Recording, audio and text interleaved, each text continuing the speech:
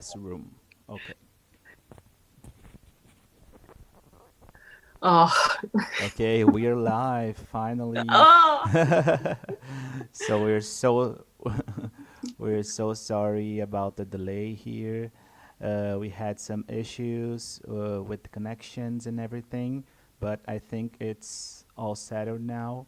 So welcome you guys. We're here for our second conference of the day. It's called Haptic Social Haptic Communication. We'll talk some things about the history.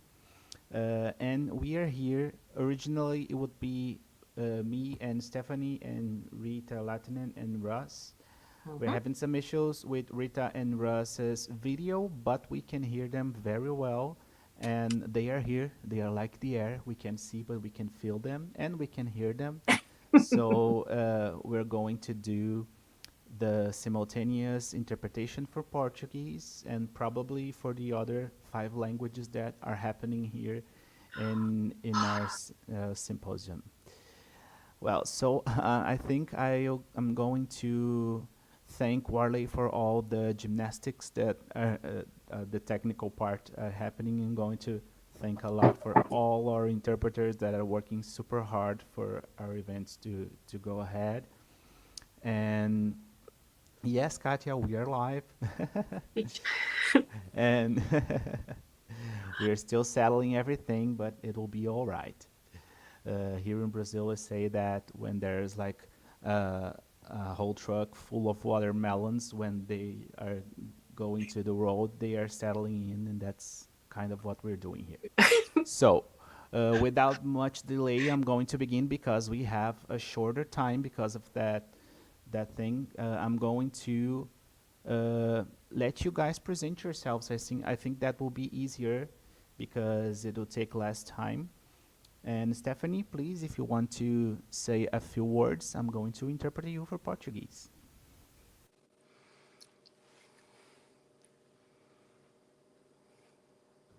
Thank you, everyone, for being Mhm, patient. Uh, mhm. we are very glad to have you here with us, and we're even more happy to have Rita and Russ with us.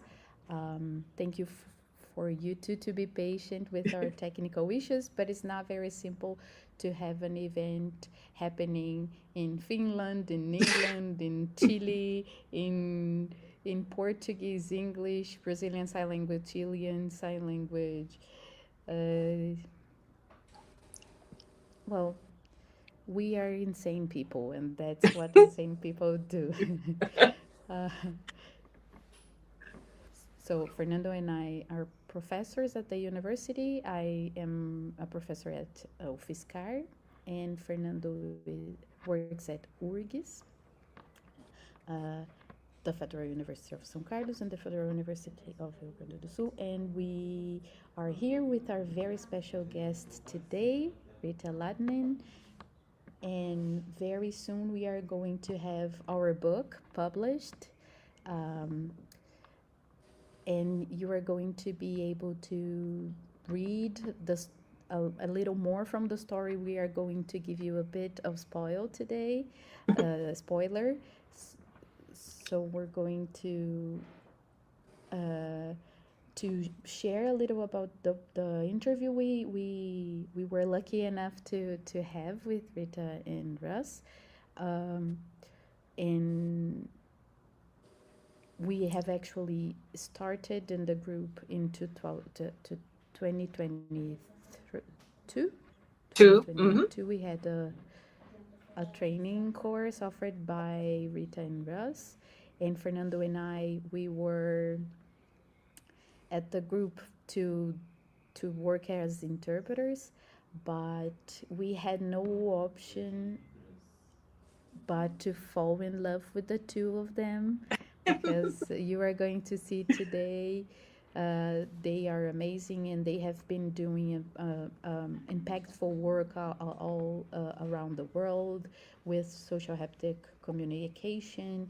And it changed us so deeply because um, when as we are people that have been working with people considered disabled and people that are considered unable to hear or unable to see. And but when you meet two people that they say that the possibilities are infinite, they are endless, the possibilities, and not people that are not capable. Who's actually not capable sometimes are us, of seeing the amazing possibilities that people have when you just understand them, and especially when you are hearing them, when you are. So one of the biggest lessons I learned from Rita is from this interaction, as Professor Shirley and Fernanda were also saying before, and how we sometimes come with this posture of, oh, I need to help the deaf and blind, but actually what they've been showing us is we have to listen to the deaf-blind person, and we have to see how they feel the world, how they understand the world. So by December, we're going to have our book, and I think I'll let.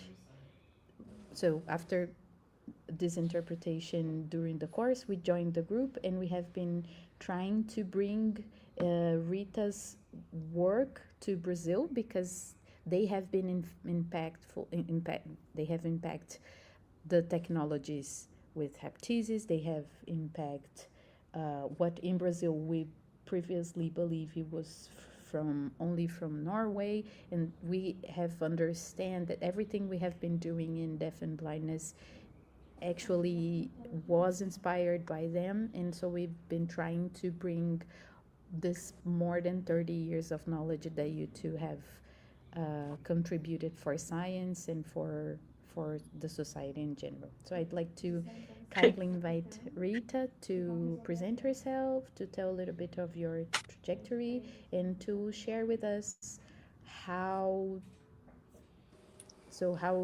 what is social haptic communication, how did it began.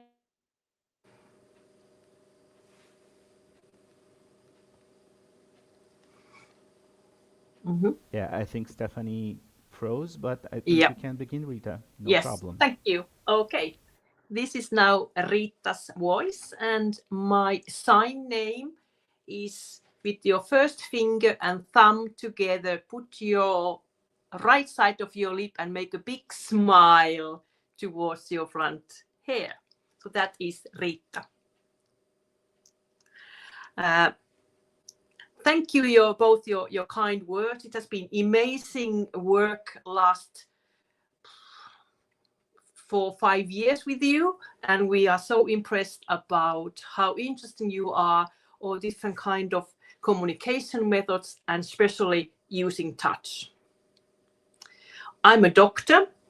I did my PhD work on social haptic communication 2008. And I'm now postdoctoral researcher on this field, and I supervise different researchers in different countries around the world about social haptic communication. I'm a teacher for deaf and blind people, and also specialize about mobility and orientation and low vision. And one specific area is audio description. And we have written quite a lot of books about our life and the thoughts what we have. Russ Palmer, my husband, he is honorary doctor, and he's also a music therapist and vibroacoustic therapy practitioner. And he sings, he writes songs, and he is musician and also writer. But the most important thing is that we both, as a researchers, we are having all these researching area based on our lived experience. I am hearing and sighted, and Russ is deaf and blind due to Usher syndrome. He is now blind and using 2 cochlear implants. Just now, he is in London in UK. And Riitta is here in Finland, Helsinki. And it's 5 hours time differences, so it's 8 o'clock here now. Last night, Russ was asking me to write some words. And he is saying that, I am so sorry I cannot be with you today. I wish you a very successful conference. And thank you for everything, for your support over the last years. Fernando and Stephanie, writing the book, you own very special thank you from both of us. You have shown your dedication and interest in translating and editing your material and thinking it very deeply. When Russ and I met 1991, that changed my whole perception about deafblindness. I have been working with deafblind people 15 years before I met Russ. And I thought that I know quite a lot. And now, after 35 years, I noticed that I learn every day more and more.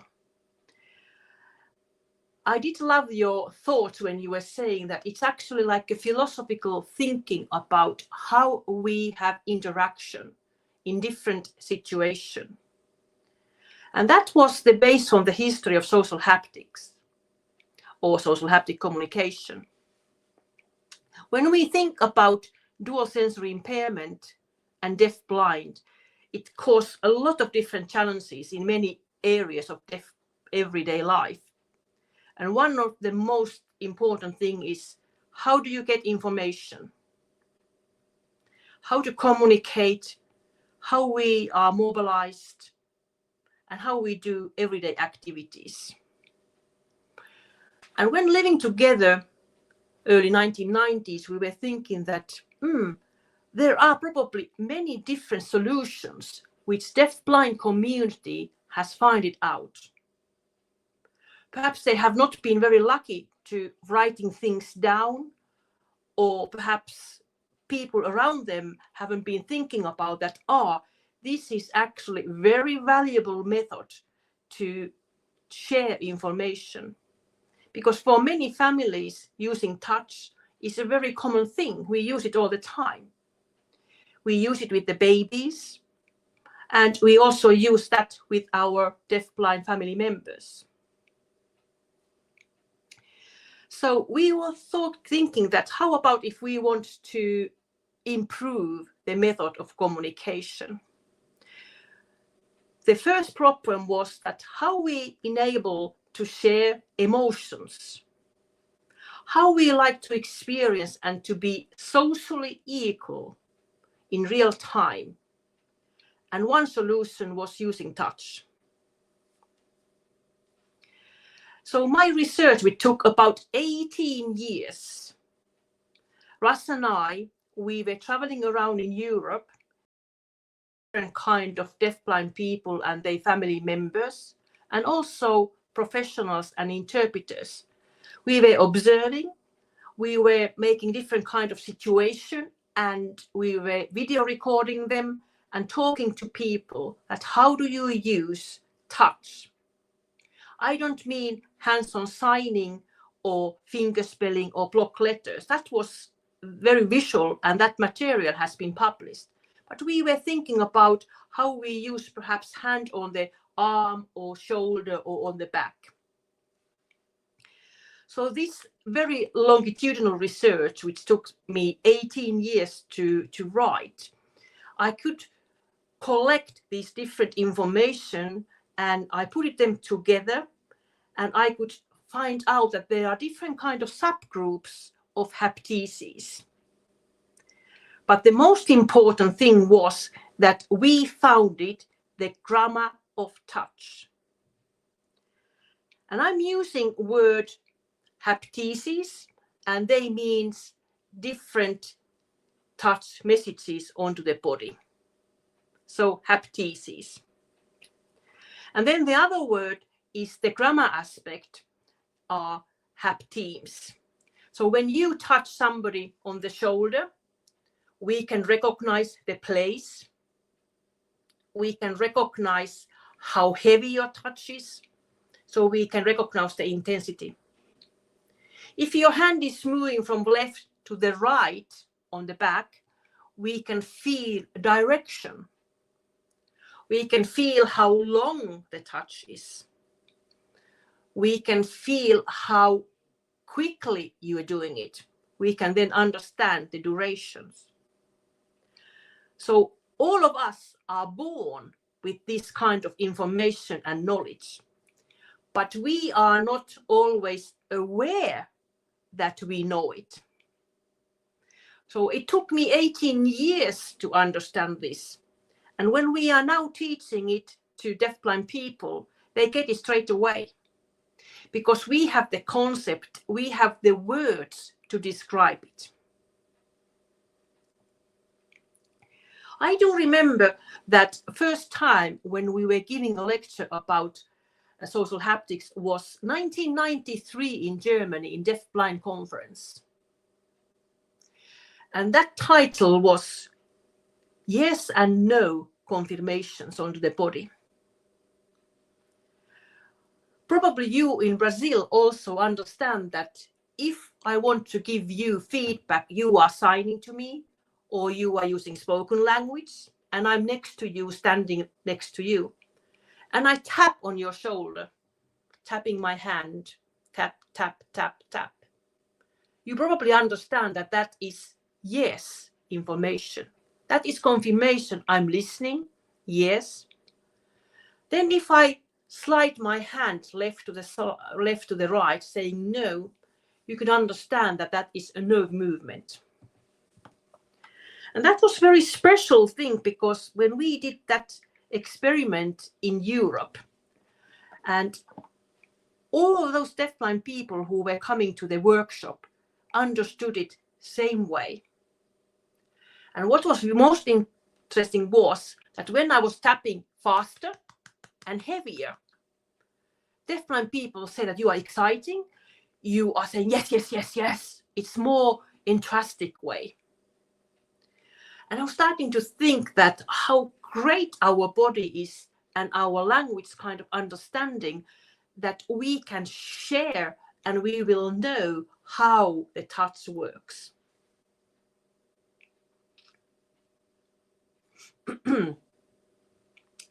I started to look about different biographies of deafblind people, case study articles. And when I look about individual acquired and congenitally deafblind area, there were some mentioning briefly that people are using touch. But there was no systematic way of describing it. There wasn't words, how do they describe? Sometimes they describe it that, they are like signs on the body because people are using hands. But when I started to look at more and I thought that, they are not signs. Some can perhaps be very same kind than visual sign language signs, but the grammar is different. So when we use sign language, you use this three-dimensional space in front of us. If you were hands-on signer and you receive sign language, you still use 3D dimensional area. But hapteses are done onto the skin, onto the body, and it's two-dimensional. So we cannot sign three-dimensional way. But some signs can be quite similar than your sign language in Brazilian.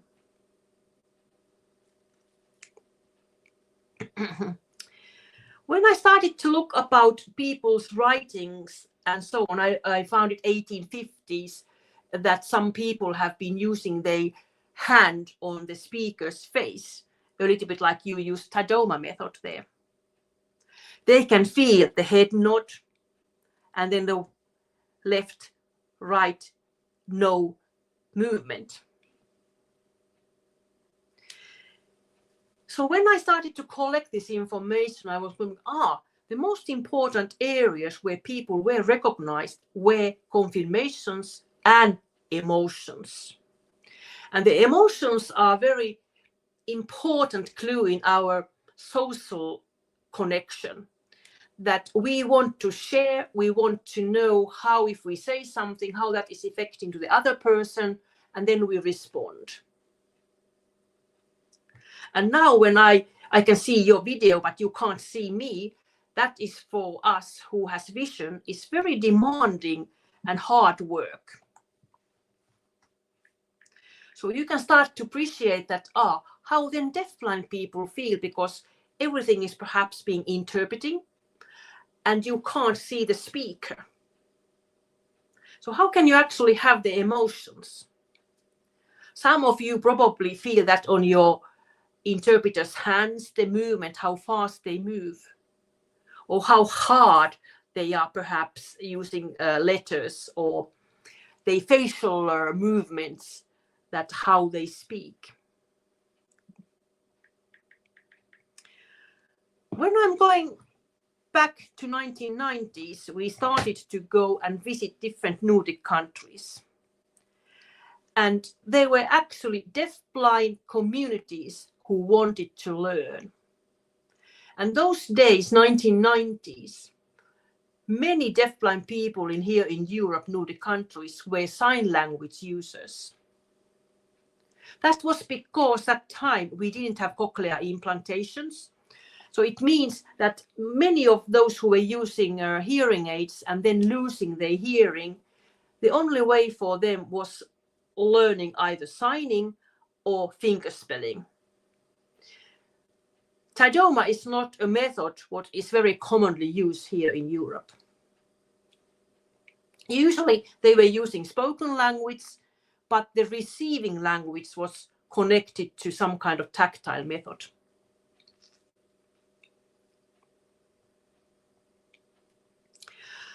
So we were starting to use these in Sweden, Denmark, Norway, UK, France, Italy, Australia, and then Brazil, 2015, when we visited you. So it started to spread. And it was interesting to know when I started to collect that what kind of haptices each country are using. And I found it out on my research that there are many different levels of haptices. And the first level is very common for all countries. So we share that. So every country, if I do that kind of, that I'm leaving from my left shoulder to the right shoulder on the back, people were understanding that somebody is moving from left to the right. Or if I put my hand on the shoulder downwards, if I'm going to pick up perhaps my shoes on the floor, people understood that, okay, the person is going downwards. Also face expression like smile, like little U shape, or perhaps tears coming from the eyes, crying, people did understand the same way. When you did go to the next level, they were more agreed levels. They were, for example, level when we were using, like if I want to say coffee or telephone. And I found it that those second level haptices are usually based on signs, the sign language signs, or block letters. It means like a letter T or letter X. X is very well-known international sign or haptics for emergency. So the third level is then very specific, connecting to a different kind of hobbies, for example.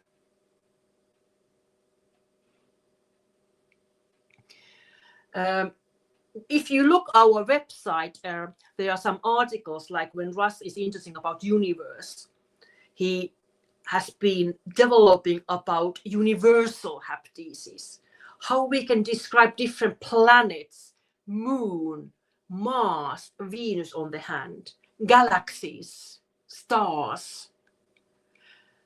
So it means that if you are interested, when you have the basic understanding how we develop, how and what kind of grammar elements are involved, you can share and you can develop your own way of understanding these haptices in your own country. And I think that you are doing it already quite a deeply way.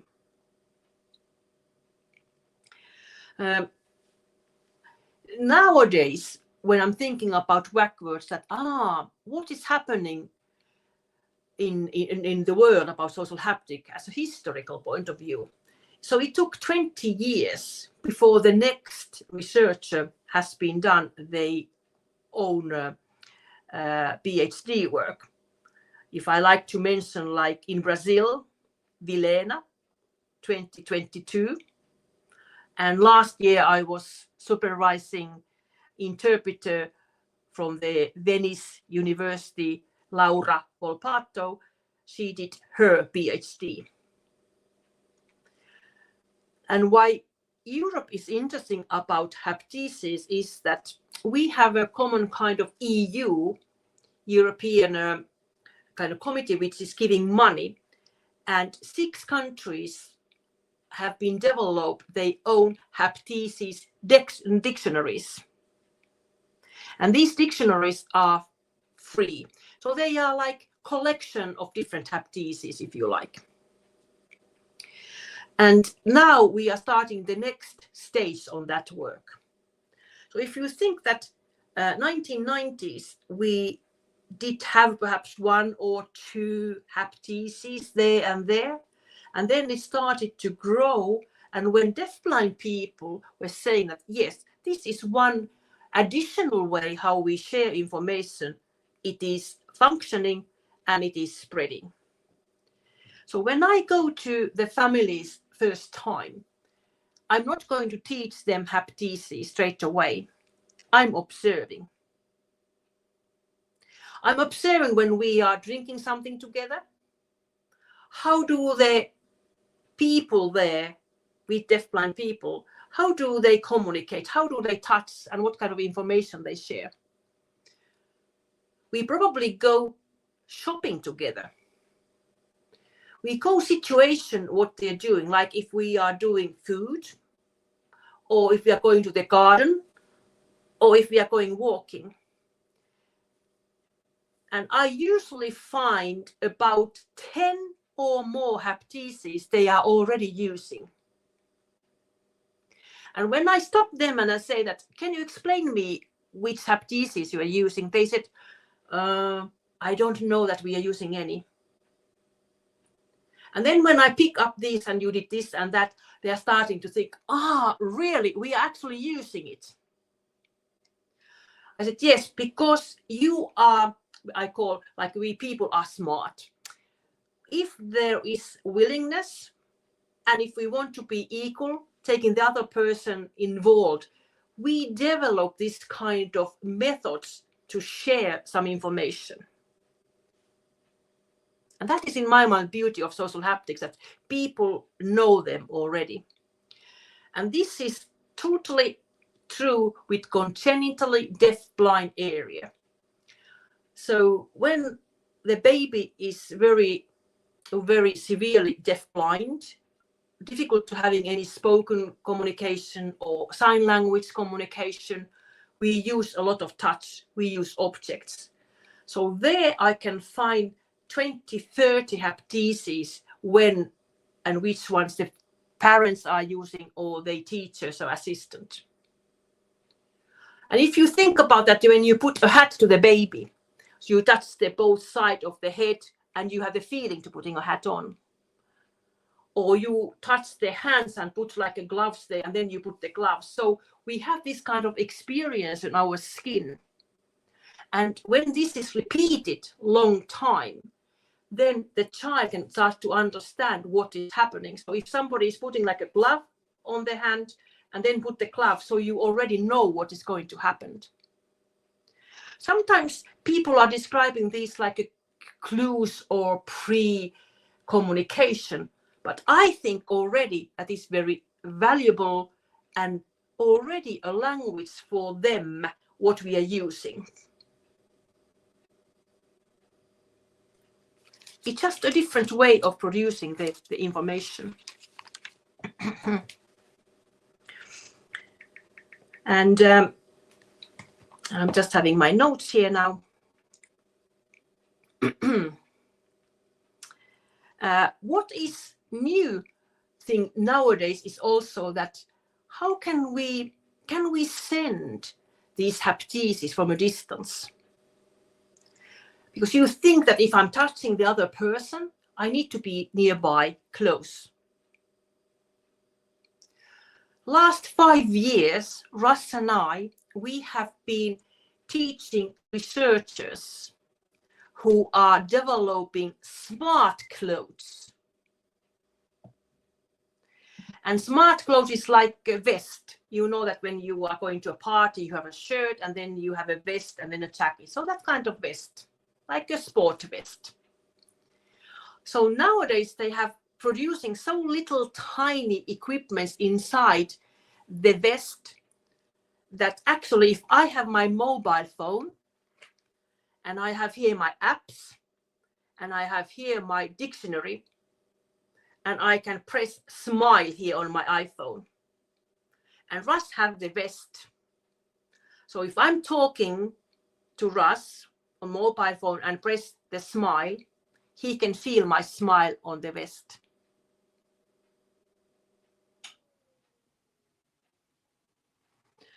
This new technology is giving people perhaps advanced possibilities if you are listening like online lectures, or if you want to see or if you want to understand artwork, or if we like to, you can't hear the music, but we can give the musical experiences on this kind of clothes. So my dream is that one day this can be so cheap and so available that we can actually practice through this kind of vest. And I'm hoping that we will have the first trial vest for us before Christmas to try. But it means that when I'm here in Finland and Russ is in UK, he can actually have the vest on and I can send messages from here. A little bit like a text messages. So let's see what is happening on that field. But it's amazing is that the EU, some kind of governmental body, is thinking that this kind of communication is important and touch is important.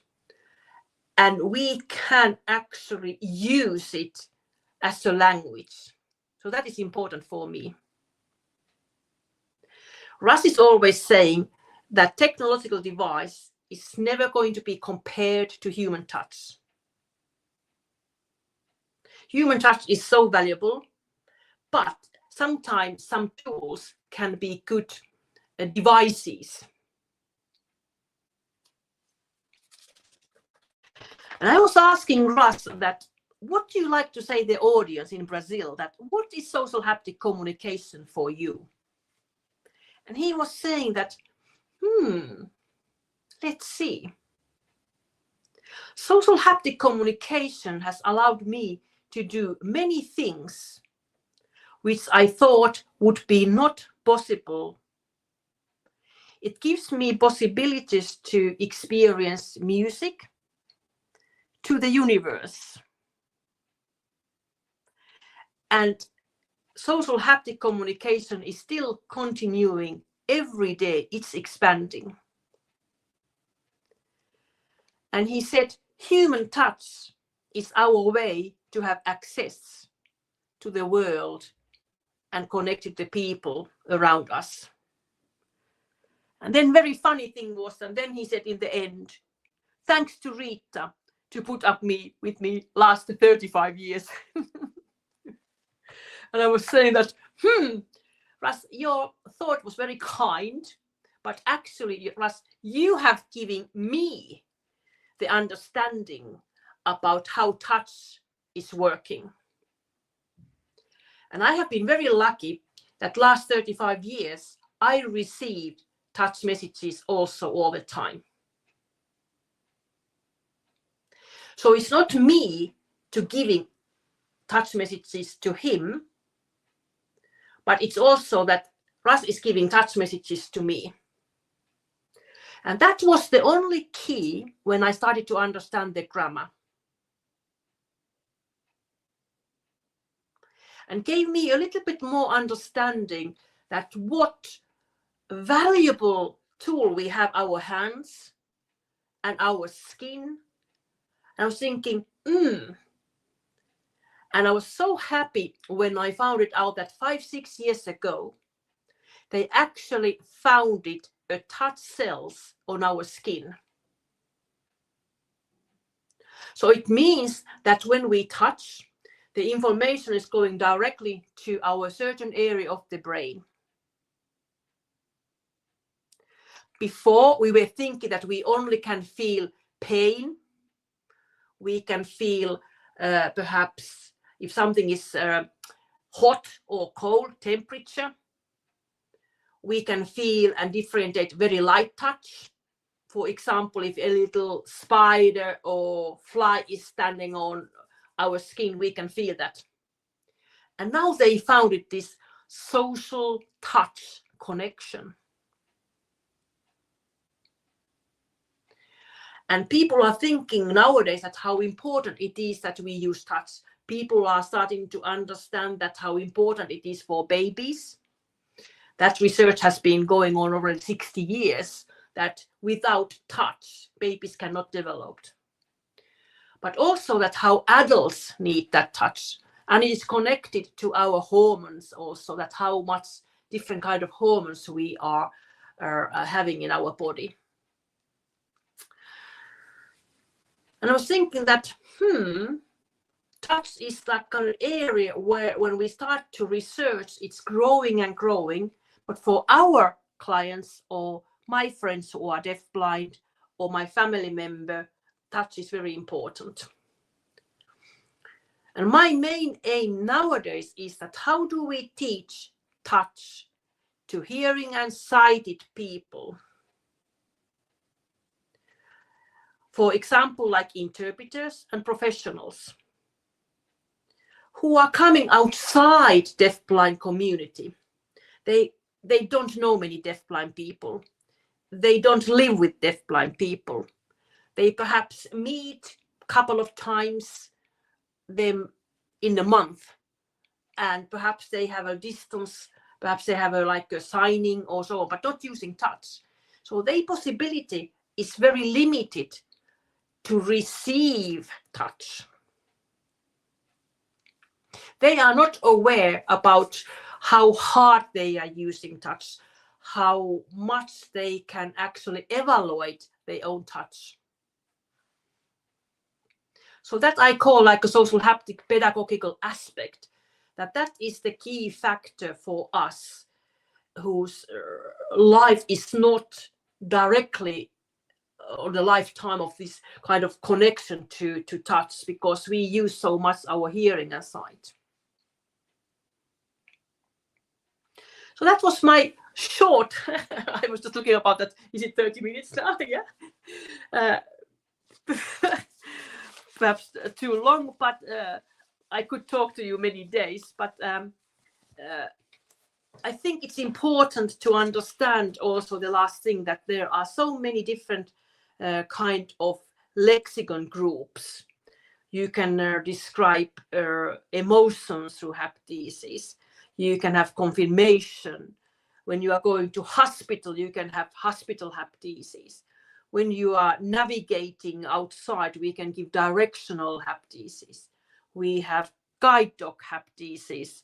We have haptics when we are swimming or dance or doing yoga, or when we are mapping the room or describing music or universe or paintings or football or bowling or any sport, horse riding or whatever. So I can't think that there's any area that we cannot think that we can't develop haptics.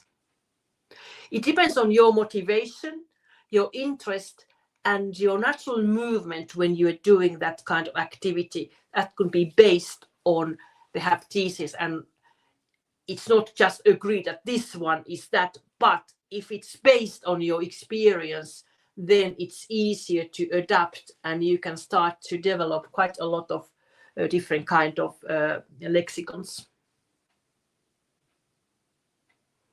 I can see a beautiful interpreter there using her hands. I'm just looking at you. Okay. Now I'm just giving Fernando or Stephanie the word for you.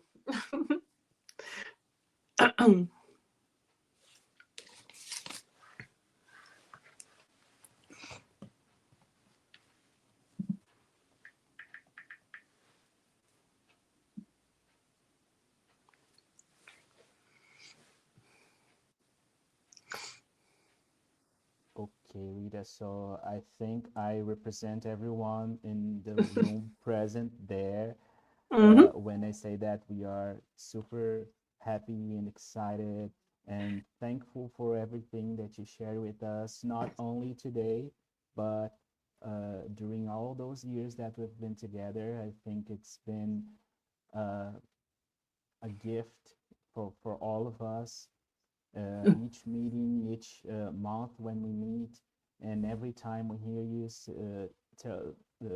tell some story, and maybe it's something that it's not like impactful, but all those details is that's what make us think of what we can do in the future, give us ideas, understand better everything. And you were always super sweet, and Russ too, and I think we're super thankful. I don't know if Stephanie or the people on the room want to say something, or if that's possible. I'm a little bit afraid of our time because we exploded it.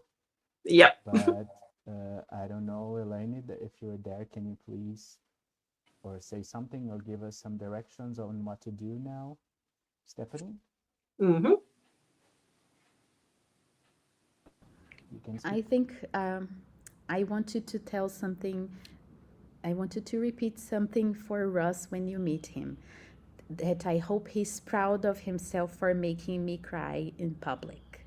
For what you read. Because I was very moved by the words he said about our work. It's life has been so crazy, but I think for all of us, we're working too much. But when we are in this group, despite of also being work, it's so warm and it gives us so much hope for everything bad happening in the world. It makes us believe and feel hopeful and makes us want to build a better world, and the two of you are a big part of that. So I just wanted to thank you for being here, for all your patience today with all the technical issues we had. But don't let us go, because you're so important for us. I just hope you guys know how important you are for us. And it's going to be one of the biggest things in my life to have a book with your name right beside me. So thank you. Thank you for being here. Thank you. And we're going to hear from Russ tomorrow from his Yes. video.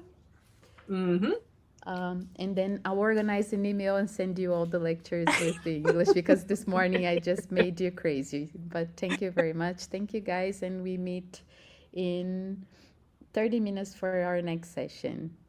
Okay. Thank you. Interpreting. Fernando wants to say something. Quickly. So Rita, thank you again. And for the guys there present, I also want to say I'm sorry because I'm supposed to be there with you. I was very ultra excited to be there, but the event had to change. Rita also had some surprise because the event had to change for a week after what we intended to do. And right now I'm not in my house. I'm not in Porto Alegre. I'm at João Pessoa at another event called Amped, which is a very traditional event of all the education area here in Brazil. And that's why I'm not there presentially, and that's why I'm in a different scenario. But thankfully for everyone there in the infrastructure, we are here virtually, and thank you very much, guys, for being here. I think we meet at 4:20. Is that right, Stephanie? Or 4:30? What time do we meet for our next session?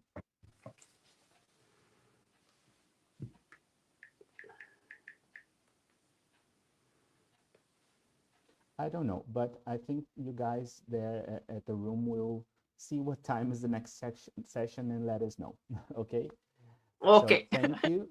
See you. And Rita, again, we love you. I love you. Bye-bye. Bye.